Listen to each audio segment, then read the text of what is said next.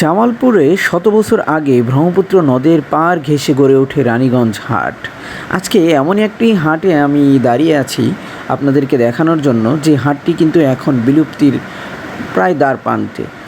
এই হাটটি কিন্তু আগের মতো এখন আর চাঞ্চল্য নেই। হাটটি কিন্তু এখন দিন দিন তার অস্তিত্ব বিলীন হয়ে যাওয়ার পথে।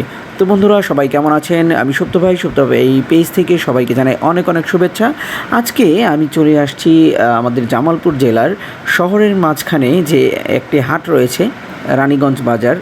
সেই হাটে আমি চলে আসছি আপনাদেরকে দেখানোর জন্য, রানীগঞ্জ বাজার যে হাট। তো বন্ধুরা, আমরা ইতিহাস ঘেটে যেটি জানতে পেরেছি, ভূমি জরিপ সিএস সূত্রে জানা গেছে 1913 সালে অবিভক্ত ভারতে নাটোরের রানী দেবী চৌধুরী রানী তার নাম অনুসারে প্রায় 10 একর জুড়ে এই হাটটি স্থাপন করেছিলেন। তো এই হাটটি কিন্তু প্রায় 200 বছরের পূর্বে এই হাটটি কিন্তু জামালপুর জেলার মাঝখানে এই হাটটি স্থাপিত হয়েছে।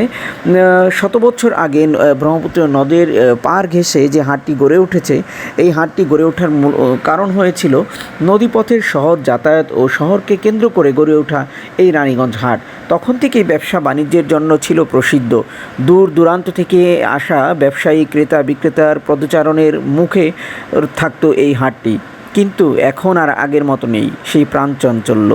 কালক্রমে ঐতিহ্য হারিয়ে এখন কোনো মতো টিকে থাকা এই হাটটি বিলীন হওয়ার সংখ্যা দেখা দিয়েছে। তো বন্ধুরা, আপনারা দেখতেই পাচ্ছেন, আমি যেখানটিতে দাঁড়িয়ে আছি, আমার পিছনে যে দোকানগুলো দেখতে পাচ্ছেন, এইগুলো কিন্তু হচ্ছে শুটকি যে দোকান রয়েছে, অর্থাৎ শুটকি পাইকারি আড়ত এখানে রয়েছে। এই হাটে কিন্তু শুরু থেকেই সপ্তাহের শনিবার ও মঙ্গলবার এই 2 দিন বসে হাট। যেহেতু সে সময় নদীপথেই ছিল যাতায়াত ও পরিবহনের প্রধান মাধ্যম, তাই নদীকেন্দ্রিক এই হাটে ব্রহ্মপুত্রেই আনা নেওয়া হতো সব পণ্য। জামালপুর ও তার আশপাশের এলাকা ছাড়াও ময়মনসিংহ, নরসিংদী, নারায়ণগঞ্জ, পাবনা, সিরাজগঞ্জ, বগুড়া, রংপুর ও দিনাজপুর সহ বিভিন্ন অঞ্চলের ক্রেতা বিক্রেতাদের সমাগম ঘটতো এই হাটে। এই হাটকে কেন্দ্র করে অনেকের জীবিকা নির্বাহ হতো। তো বন্ধুরা, আমরা এখন হাটের মাঝখানে আছি। আপনারা দেখতেই পাচ্ছেন আমার পাশে যে মাটির আসবাবপত্রগুলো আপনারা দেখতে পাচ্ছেন, এগুলো কিন্তু এই হাটেই একজন বিক্রেতা বিক্রির জন্য নিয়ে আসছে। আসলে যে বিক্রির জন্য নিয়ে আসছে তাদেরকে কিন্তু পাল বলা হয়। তো আগে এক সময় এই মাটির আসবাবপত্র খুব বেশি বেচা বিক্রি হতো এই হাটে। তো এখন কিন্তু এই হাটে মাত্র 2 জন মাটির যে হাঁড়ি পাতিলগুলো নিয়ে আসছে, মাত্র 2 জন বিক্রেতাকে আমরা দেখতে পাচ্ছি। আপনারা যে বড় বড় মাটির যে আসবাবগুলো দেখছেন, এটা আমাদের জামালপুরের আঞ্চলিক ভাষায় এগুলোকে কাদা বলা হয়ে থাকে।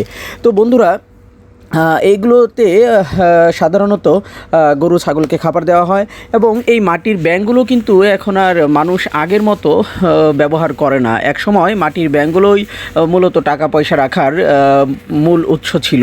বাসাবাড়িতে বেশি মাটির ব্যাঙ ব্যবহার হতো। তো বন্ধুরা, আমরা এখন একজন বিক্রেতার সাথে কথা বলবো। কাকা, কী অবস্থা? কেমন আছেন? এই মাটির জিনিস নিয়ে বসে আছেন, আগের মতন কি বেচা বিক্রি হয় এখন? নাই রে চাচা, আগের মতো বেচা কেনা হয় না। আগে বেচা কেনা করে বউ ফলান দিয়ে সংসার করতে পারতাম, কিন্তু এই আমাদের মাটি চল জিনিস কেউ কিনা না, তাই বেচা কিনা তেমন একটা হয় না। সংসার অভাব পড়ে গেছে, তাও কর্ম করে খান, কী করাম, কিন্তু কিছু পাচ্ছি না। দয়া করেন আমাদের জন্য। দেখেন কী অবস্থা, অনেকগুলো জিনিস কিনে আনছি, কিন্তু কোনোটাই বিক্রি করতে পারতেছি না। ক্রেতা নাই, বিক্রেতা নাই, কেউ কিনতে আসে না। তো বন্ধুরা, যেমনটি আসলে উনি বলতেছিলেন যে এতগুলো মাটির জিনিসপত্র নিয়ে আসছে, আগের মতো কিন্তু তার মাটির জিনিসগুলো এরকম বেচা বিক্রি নাই। এখন তার এই মাটির জিনিস বিক্রি করে সংসার চালানোটাই দায়। তো বন্ধুরা, আমরা আপনাদেরকে হাটের যে চিত্রটা সেটা দেখানোর চেষ্টা করব।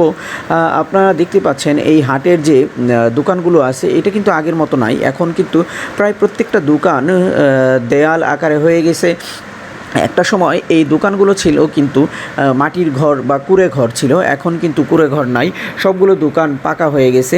তো বন্ধুরা, চলুন আমরা এখন হাটের ভেতরের দিকে যাব, হাটের ভেতরের চিত্রটা দেখানোর চেষ্টা করব। তো বন্ধুরা, হাটের সম্পূর্ণ ভিডিও দেখতে হলে অবশ্যই আপনাদেরকে হাটের দ্বিতীয় পর্ব দেখতে হবে।